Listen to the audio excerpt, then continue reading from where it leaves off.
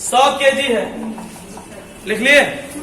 एक साइकिल सवार जिसका साइकिल सहित द्रव्यमान 100 kg है, 100 मीटर त्रिज्या वाले 100 मीटर त्रिज्या वाले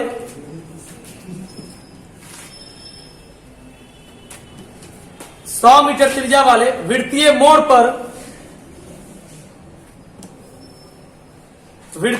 पर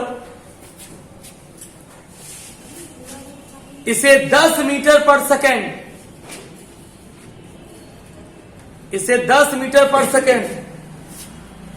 की चाल से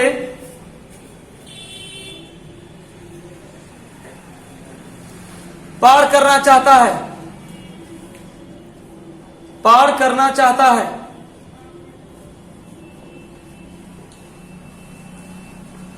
यदि साइकिल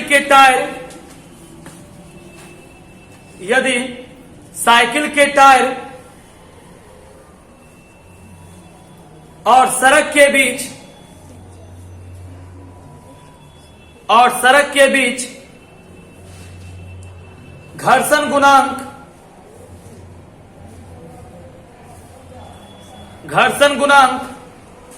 0.6 हो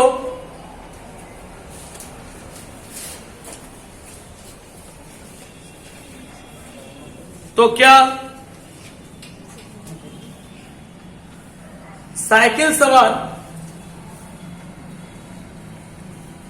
बिना फिसले मोड़ को पार कर लेगा? तो क्या साइकिल सवार बिना फिसले मोड़ को पार कर लेगा?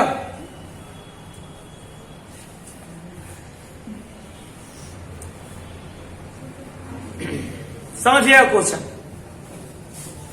ये डायरेक्ट आपसे नहीं बन पाएगा, पता नहीं चलेगा कौन फार्मूला यूज करें। पहले क्वेश्चन को समझो, इसलिए थोड़ा सा आज का न्यूमेरिकल थोड़ा हम टफ किया। क्वेश्चन समझ लेना। क्वेश्चन है, एक साइकिल पर एक आदमी कहीं जा रहा है। समझो क्वेश्चन, आज का टोटल क्वेश्चन है, फार्मूला आपको पता नहीं चलेगा कौन सा लगाना है। अब से जो क्वेश्चन डील करेंगे, बस क्वेश्चन को समझने की कोशिश करना है, क्वेश्चन क्या कहना चाह रहा है, तब सोचना है कौन सा फार्मूला लगेगा। क्वेश्चन क्या है कि भाई एक आदमी साइकिल पे कहीं जा रहा है ना, अचानक वो एक सर्कुलर पाथ पर पहुंचा। बात समझ में आ गया? एक आदमी साइकिल पे कहीं जा रहा है ना, सीधा साइकिल पर जा रहा था, अचानक एक मोड़ मिला उसको, सर्कुलर पाथ मिला, है ना। अब उस साइकिल सवार का मास दिया हुआ है, उसका द्रव्यमान दिया हुआ है, कितना किलो? चलिए, अब बनाने आता नहीं है, ये जानते हुए बनाओ कि बनाने आता नहीं है। कौन सा फार्मूला लेगा पता नहीं, बस सोच रहे हैं कि m बराबर दिया हुआ है कितना केजी? m बराबर दिया हुआ है 100 kg। ये क्लियर हो गया, है ना। अब कह रहा है क्या कि जैसे ही वो वृत्ताकार मोड़ पर पहुंचा, तब एक मोड़ था, चौराहा था, जो बोलो अपनी भाषा में, है ना, वहां पर जब वो पहुंचा तो उस वृत्ताकार सर्कुलर पाथ का जो रेडियस था, जो त्रिज्या था, उस मोड़ का त्रिज्या जो था वो कितना मीटर है? 100 मीटर। चलिए एक चीज और पता चल गया, R = 100 मीटर। मतलब उस वृत्ताकार मोड़ की त्रिज्या, मतलब एक आदमी समझिए कि ये सड़क पर आया, है ना, अब इसका त्रिज्या दे दिया कितना मीटर? 100 मीटर त्रिज्या, है ना। अब इसी वे में ये रास्ता है, अब इसमें ये साइकिल सवार क्या करेगा? घूमेगा। अब समझिए क्या बोलता है, कहता क्या है कि अच्छा साइकिल का स्पीड दिया हुआ है, साइकिल का स्पीड दिया हुआ है कितना? v = 10 मीटर पर सेकेंड। देखो ये बात तुम जान रहे हो कि कौन सा फार्मूला लेगा पता नहीं है, बस हाँ ये आपको पता है कि क्या क्या दिया हुआ है, हम वही लिख रहे हैं कि भाई साइकिल जो है 10 मीटर पर सेकेंड के स्पीड से जा रहा है। अब क्वेश्चन क्या बोला है? क्वेश्चन कहता है कि यदि साइकिल के टायर और सड़क के बीच का घर्षण गुणांक, मतलब फ्रिक्शन कोएफिशिएंट दिया हुआ है, म्यू = कितना? 0.6, म्यू भी दे दिया। टायर और सड़क के बीच जो घर्षण गुणांक है, फ्रिक्शन कोएफिशिएंट है, वो दे दिया है म्यू = 0.6। अब निकालना क्या है? कहता है तो बताएं कि बिना फिसले, क्योंकि आपको पता है कि जब कोई आदमी वृत्तीय पथ पर घूमेगा तो फिसलने का डर है ना, तो पूछता है तो बताएं कि क्या सवार बिना फिसले मोड़ को पार कर लेगा? क्वेश्चन पूछा है कि क्या सवार, साइकिल सवार बिना फिसले हुए इस मोड़ को, ये वृत्ताकार मोड़ मिला है, इसको पार कर लेगा? अब विद्यार्थी सोचे पड़ा हुआ है, भाई निकालने क्या बोला है? यहां तो थ्योरी वाला क्वेश्चन डाल दिया कि क्या आदमी मोड़ को पार करेगा। तो इसके लिए एक बात तुम सीखो, क्या निकालने बोल रहा है पता नहीं चल रहा, न्यूमेरिकल कौन चीज, कौन फार्मूला लगावे पता नहीं चल रहा है ना। अब विद्यार्थी सोच रहा है सर जी बोला तो कुछ नहीं है, अब अपना दिमाग अब काम कर रहा है कि भाई जब कोई व्यक्ति, कोई भी आदमी है ना, सर्कुलर पाथ पर, वृत्तीय पथ पर जब घूमेगा तब उस पर एक बल लग, ये सोचो ना, पहले ये सोचो, थ्योरी को पढ़ो। इसीलिए कहते हैं न्यूमेरिकल को जानने के लिए थ्योरी जाना जरूरी है। नहीं, अब तुम बताओ इस क्वेश्चन में तुमको पता चला कि कौन फार्मूला तुम लगा दोगे? कोई पता नहीं आपको कि कौन सा फार्मूला यूज करें। अब आप थ्योरी को सोच रहे हैं कि न्यूमेरिकल तो फेल हो गया, थ्योरी पर चलते हैं। थ्योरी कहता है कि कोई भी आदमी, आप पढ़े हुए, कोई भी आदमी वृत्तीय पथ पर, सर्कुलर पाथ पर तभी गिरेगा जब उस पर लगने वाला सेंट्रीपिटल फोर्स अर्थात अभिकेंद्र बल कम लगेगा। यह बात आपको पता है कि कोई भी आदमी इस सड़क पर, वृत्ताकार सड़क पर तभी गिरेगा जब उस पर लगने वाला बल कम लगेगा। समझे? अब आपको एक दिमाग में बात आ गई कि भाई बल निकालना है, बल निकालना है। यदि बल कम लगेगा तो गिरेगा और बल कम नहीं लगेगा तो नहीं गिरेगा। मतलब कि आपके दिमाग में ये बात समझ में आ गई कि सर जी बल निकाल, अच्छा कहीं सवाल में लिखा है कि बल निकालना है? कहीं लिखा हुआ है बल निकालना है? नहीं लिखा हुआ है। आपके दिमाग में आया कि भाई पूछा है कि क्या साइकिल सवार बिना फिसले मोड़ को पार कर लेगा? फिसले मतलब गिरना हुआ, भाई गिरेगा तब जब अभिकेंद्र बल कम लगेगा। तो पहले क्या निकालना पड़ेगा? अभिकेंद्र बल, है ना, देखना पड़ेगा कि प्लस में है या माइनस में। तो चलिए चेक करते हैं उसके लिए, है ना।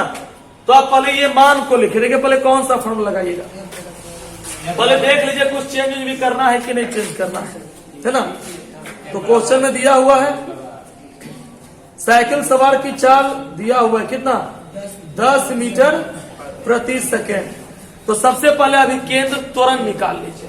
सबसे पहले ए निकाल लीजिए, A equal to V square by V भी दिया है और आर भी दिया है। जल्दी से बता दीजिए आंसर, जल्दी कैलकुलेट कीजिए।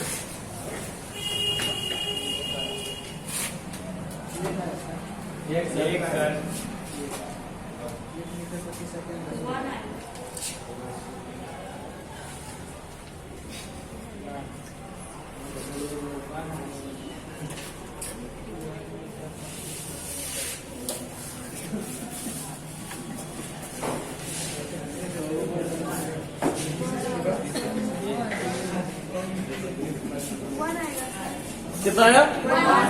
1 आया। तो v का मान कितना है? 10। 10 इंटू 10 बाय r कितना है? 100।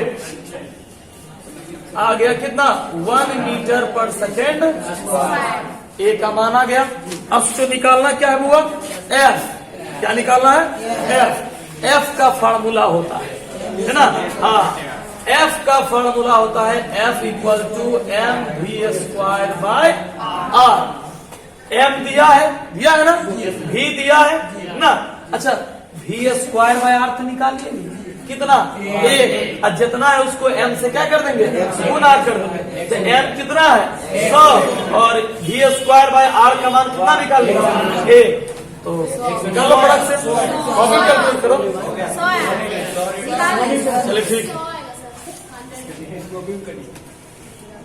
अच्छा नहीं छोड़े।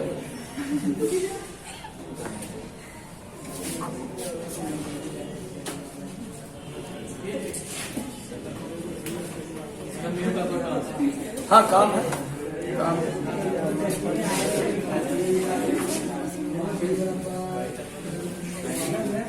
चलिए हो गया।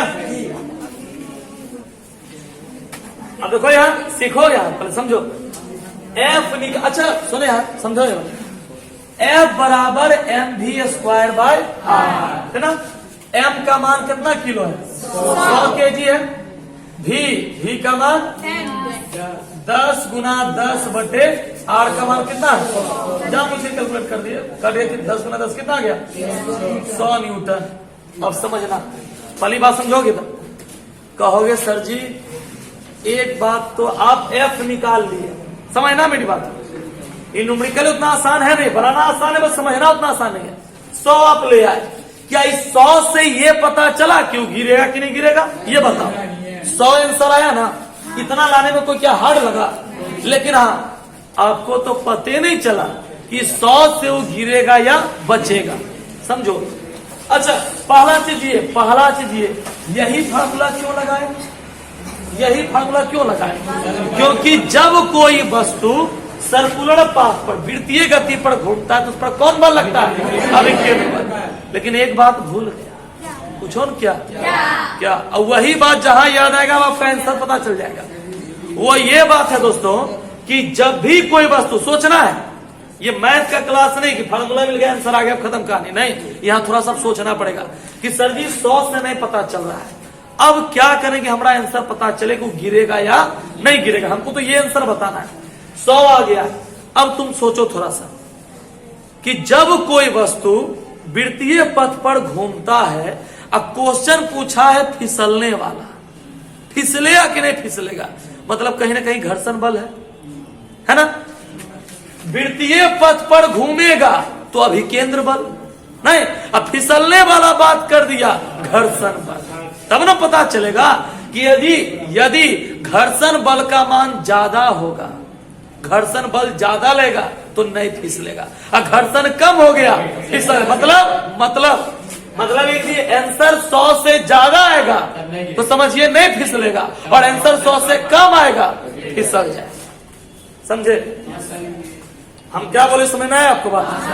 हम ये बताए कि देखो, जब कोई आदमी इस वृत्तीय पथ पर घूमेगा, है ना, तो 2 बल लग रहा है, एक घर्षण बल और एक अभिकेंद्र बल। अभिकेंद्र बल निकाल लिए कितना? 100। इतना निकालने में तो कोई दिक्कत नहीं है ना।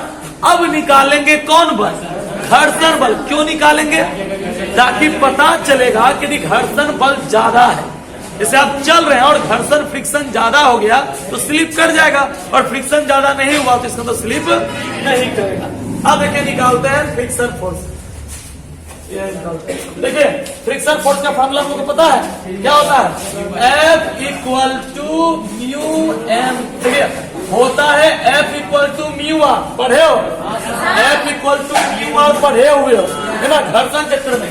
Mu equal to f by r, इस पर बहुतों न्यूमेरिकल बनाए हो, है ना। तो F इक्वल टू क्या हो गया? Mu r. अब देखो यार, आर प्रतिक्रिया बल, कहीं है इसमें प्रतिक्रिया बल आर है ना, इसका मतलब इस आर को भी कन्वर्ट कर देंगे किसमें? mg में। तो आर के बदले क्या हो गया? mg। कहां से पता चला? बोलो नहीं। देखो यार, समझो यार, ये जानबे कर तो इतना तो रटे हो गए, इतना तो पूरा रट के घोल के पिए हुए कि ये नीचे की ओर बल लगाता है कितना, तो इस पर ऊपर की ओर लगता है, ये तो पढ़े हुए। तो यहाँ आर के बदले क्या लगा है? अब तुम ही बताओ, म्यू का वैल्यू कितना है? 0.6। एम कितना है?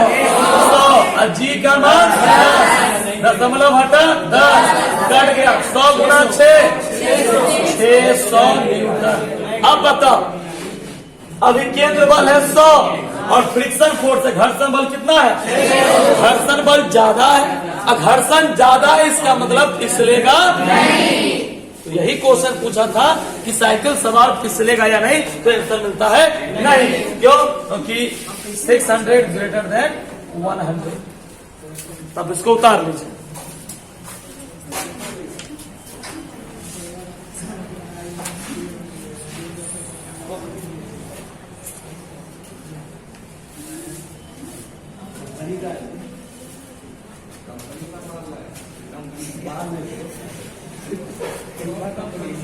इतने महंगा से बोर्ड पूछेंगे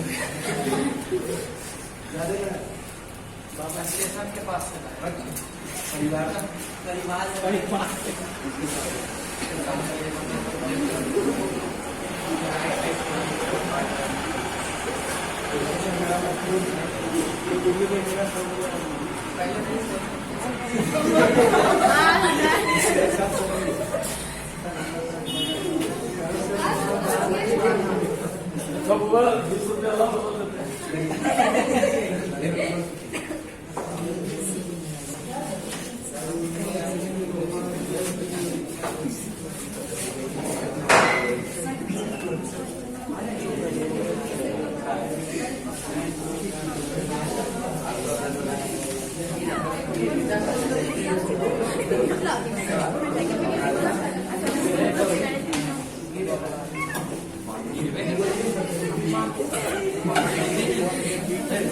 चलिए, हो गया, उतार लिए। तो एक सेम क्वेश्चन देते हैं, लिखिए। चलो उतार लिए इसको, समझ में आ गया। तो नीचे लिख दिया, साइकिल सवार फिसलेगा नहीं, और जबरदस्ती कोई ढकेल दे बहुत बात अलग है। फिजिक्स तो कह दिया नहीं फिसलेगा। एक सेम क्वेश्चन लिखिए, एक सेम क्वेश्चन दे रहे, लिखिए। एक मोटरसाइकिल सवार तरक्की हुआ है आदमी का, लॉकडाउन में तरक्की उतना भी नहीं हुआ। एक मोटरसाइकिल सवार जिसका मोटरसाइकिल सहित दरिमान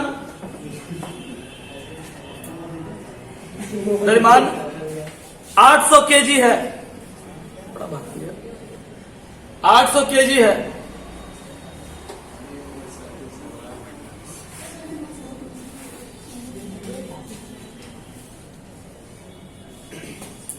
दो 200 मीटर त्रिज्या के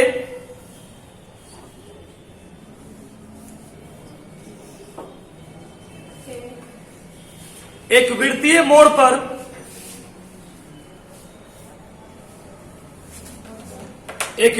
मोड़ पर बीस मीटर प्रति सेकंड की चाल से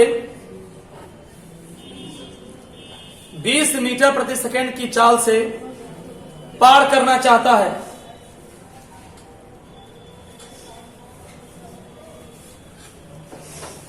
यदि साइकिल के टायर, हाँ वही मोटरसाइकिल, गरीबी अभी भी है। यदि मोटरसाइकिल के टायर और सड़क के बीच घर्षण गुणांक, यदि मोटरसाइकिल उसके आगे के टायर और सड़क के बीच घर्षण गुणांक 0.4 हो तो क्या सवार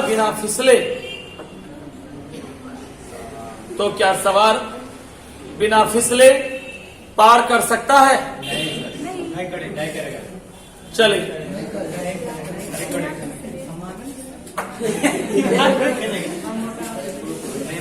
चलिए सॉल्व कीजिए फटाक से। 2 मिनट का समय है, सॉल्व कीजिए।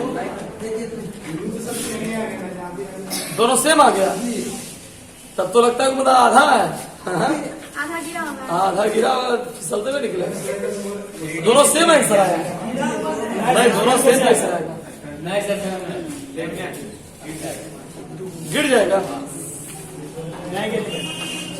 भाई आपस से पहले समझ लो, गिरेगा कि नहीं गिर जाएगा। पहला का 600 न्यूटन उसके अंदर। अच्छा पहला 1600 एक स्क्वायर यार कितना है? क्या बोले? 1600 मीटर। फर्स्ट का आ गया 1600 न्यूटन और सेकंड 3200 न्यूटन। 3200, तब तो नहीं गिरेगा। नहीं गिरे, वही बोल रहे हैं।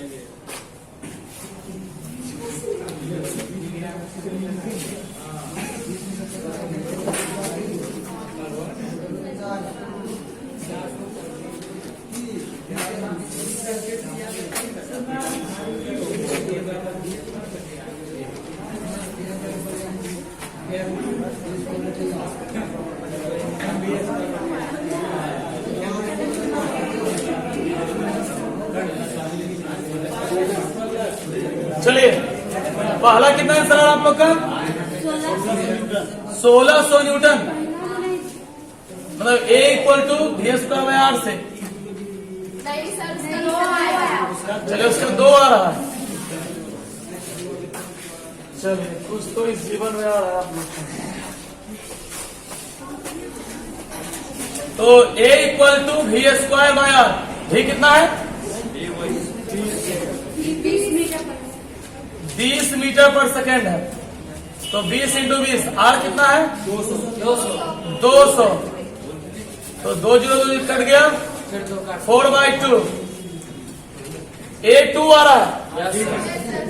और फिर निकालेंगे F = mv²/r। तो m कितना केजी है? 800 केजी है।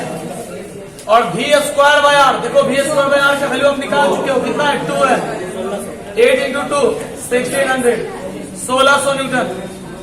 अब देखना यह है कि घर्षण बल फ्रिक्शन फोर्स का वैल्यू इससे ज्यादा आता है या कम, ज्यादा आएगा नहीं गिरेगा, कम हो जाएगा गिर जाएगा।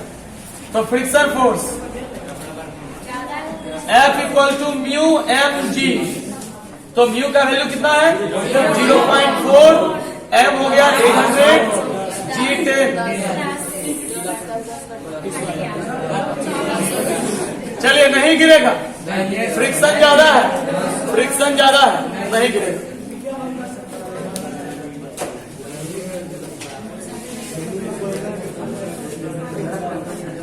चलिए नेक्स्ट क्वेश्चन लिखिए।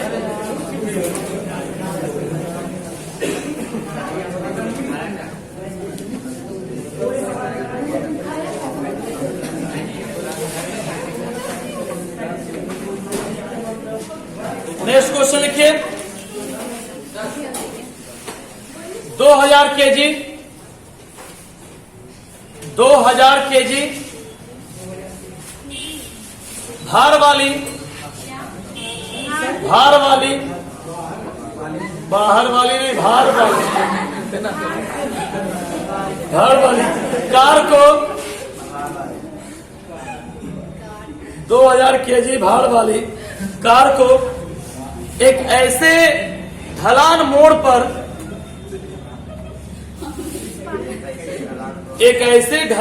पर से होकर जाना है,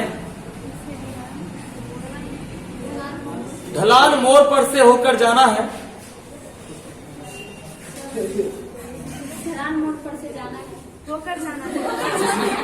जिसकी त्रिज्या 750 मीटर है, जिसकी त्रिज्या 750 मीटर है,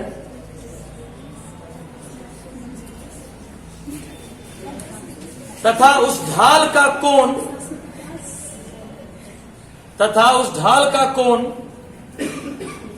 5 डिग्री है।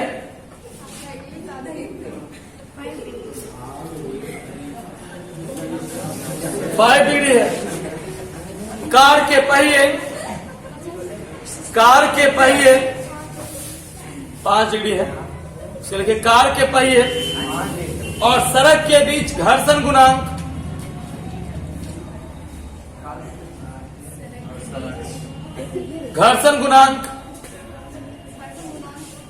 0.5 है।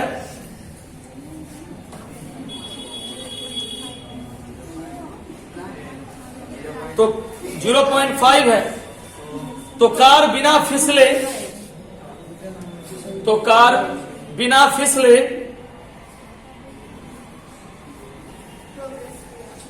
किस अधिकतम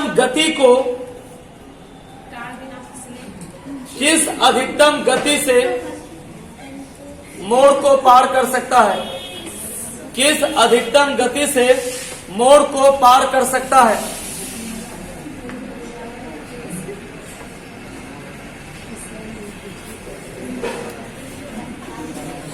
चलिए देखिए, सबसे पहले R इक्वल टू दिया हुआ है,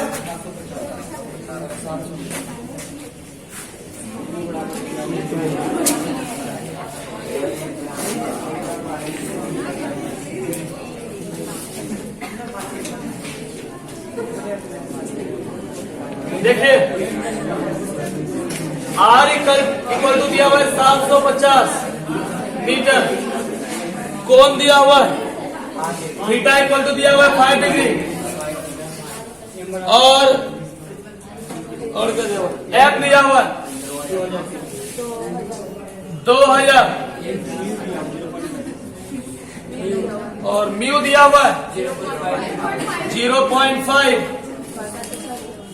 देखो निकालना है भी निकालना है दोस्तों। हम आपको एक फॉर्मूला देते हैं, आप उससे कैलकुलेशन कीजिएगा। भी आपको निकालना है, भी equal two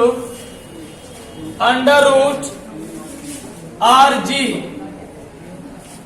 into mu plus tan theta बटा 1 minus mu into tan theta. चलिए सॉल्व कीजिए। अब आप इस फॉर्मूले का यूज कीजिए और आंसर बताइए। V equal to r g into mu plus tan theta by 1 minus mu into tan theta.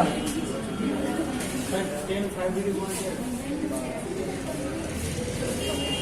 और 10 का वैल्यूशन बताते हैं। 10 का वैल्यूशन है 0.08। 0.08।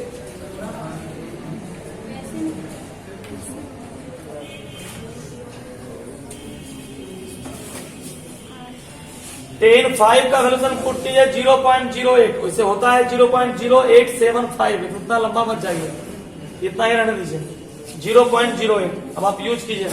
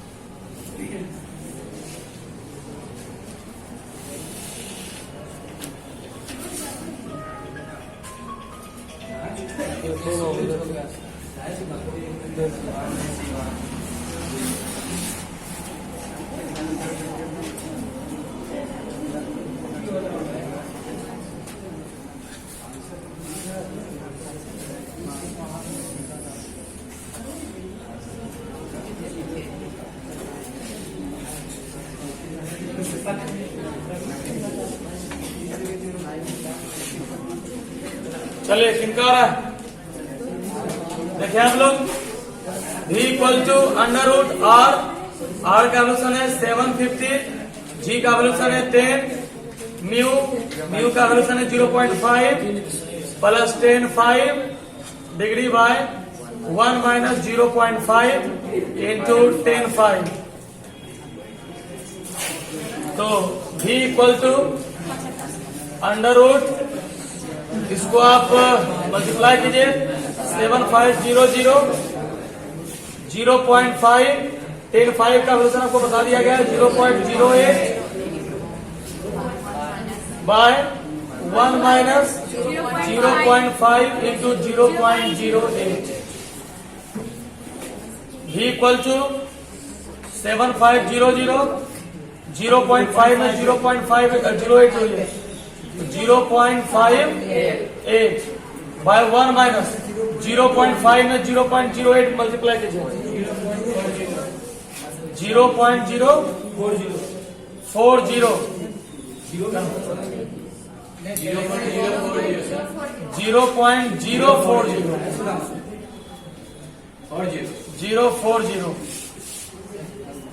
अब V इक्वल टू 7500 0.58 और 1 में से 0.040 चला गया 0.96 पॉइंट से पॉइंट हट गया है ना। और 29 और इधर कितना हो गया 48। V equal to under root 7500 into 29 by 48। अब देखिए इसको आप एक काम सिंपल कर सकते हैं, इसको इससे डायरेक्ट मल्टीप्लाई कर दीजिए और डिवाइड कीजिए, अंदर में कैलकुलेट कीजिए। तो अंडर रूट हो गया 7500 इंटू 29 बाय 48। इसको मल्टीप्लाई करके डिवाइड कीजिए, तब जो आएगा उसका रूट कीजिएगा तो आंसर आसान हो जाएगा। About then answer 62 point something ऐसा कुछ आएगा 67 जो आ जाए। तो आप इसका पहले कैलकुलेशन कीजिए, पहले आप इसको उतार लीजिए, आप करते रहिएगा कैलकुलेशन। कितना आ रहा है? हम थोड़ी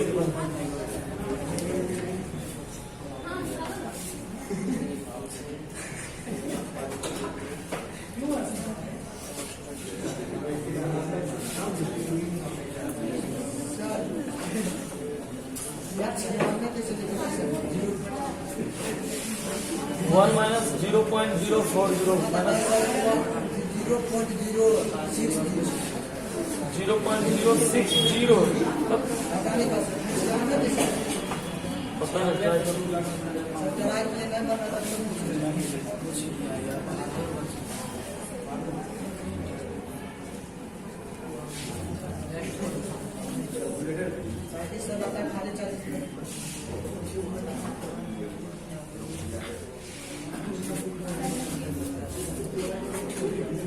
करीब तो आ रहे हैं, आप उधर जाइए।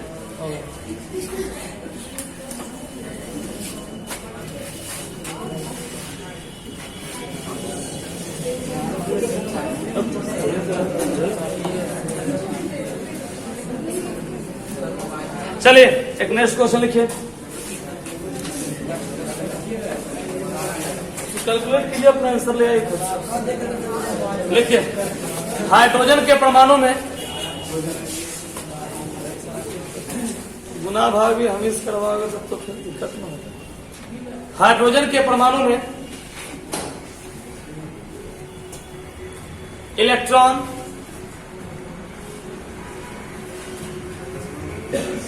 इसके नाभिक के चारों ओर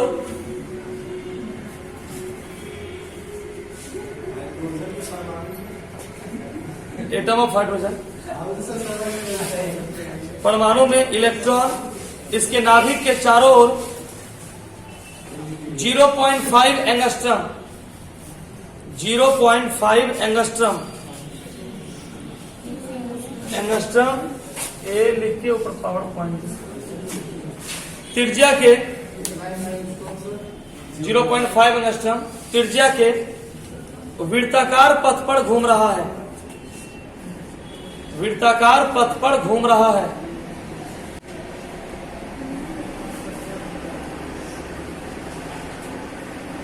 इलेक्ट्रॉन का द्रव्यमान,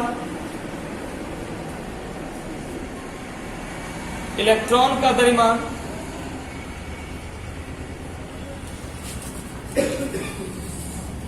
9 गुना 10 से पावर माइनस 31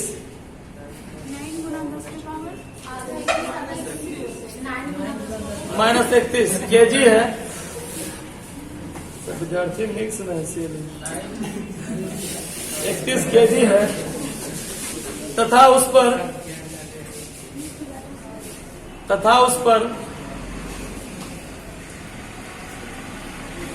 8.1 गुना 8.1 गुना 10 पावर माइनस 8 न्यूटन अभिकेंद्र बल लगता है, न्यूटन अभिकेंद्र बल लगता है।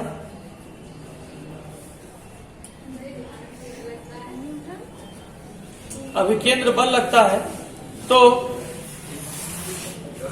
इलेक्ट्रॉन की चाल ज्ञात करें।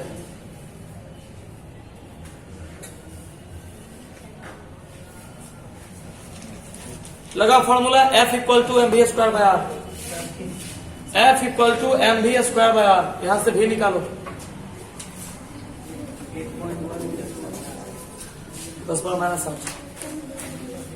F = mv²/r। यहां से आप भी निकालिए।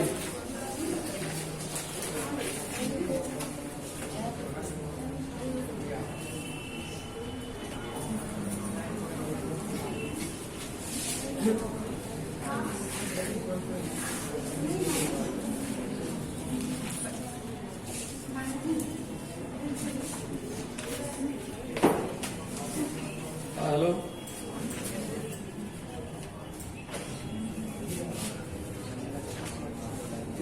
यशोदा कम्प्लेक्स से पास हो।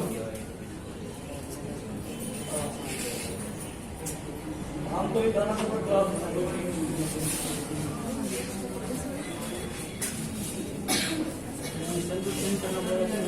10 पावर माइनस 10 से गुना कीजिए।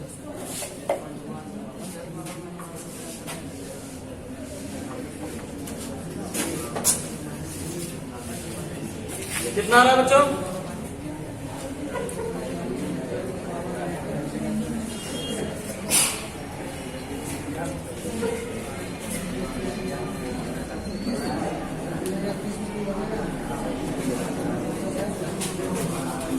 आंसर बताइए कितना आ रहा है?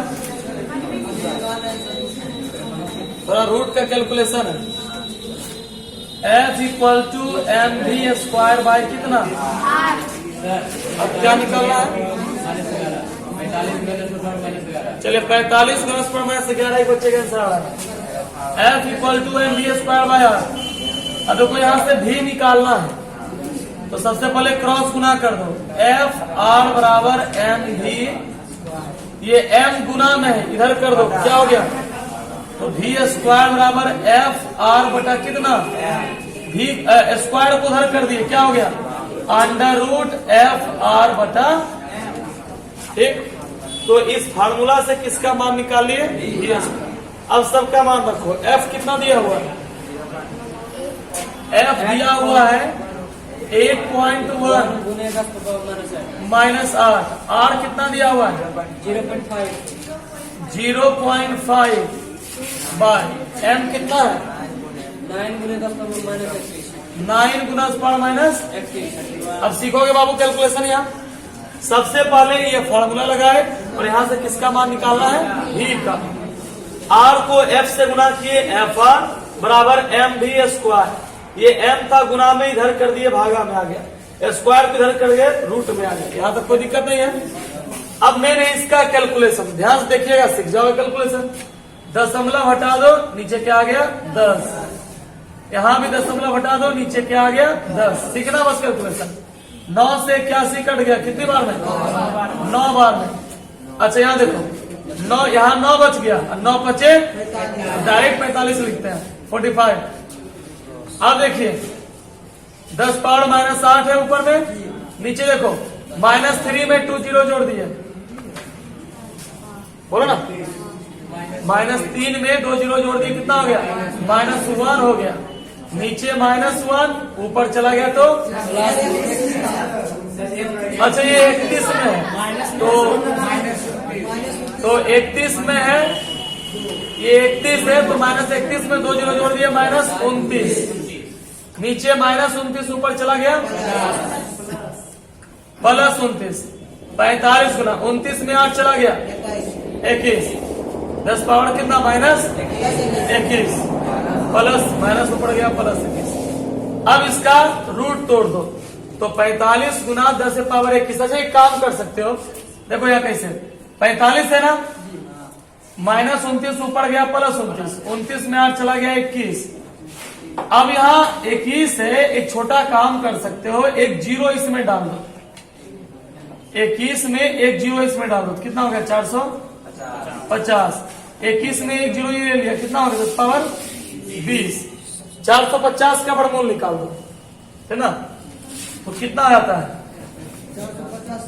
हाँ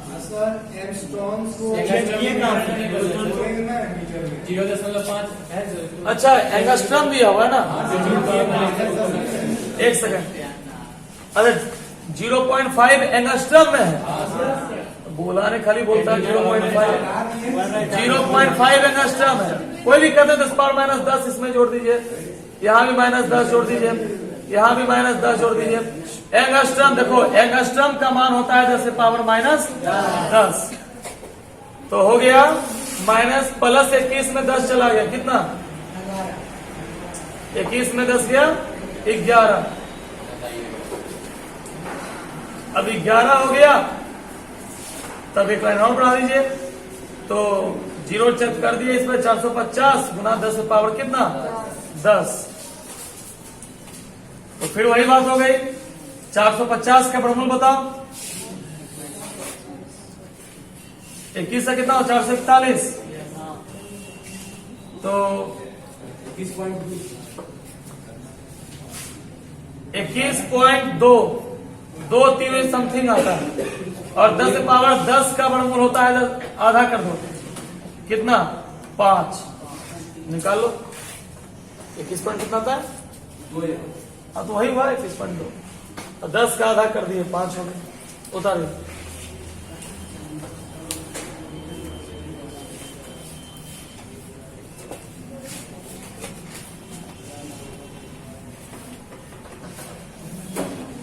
ठीक है उतारिए और जाइए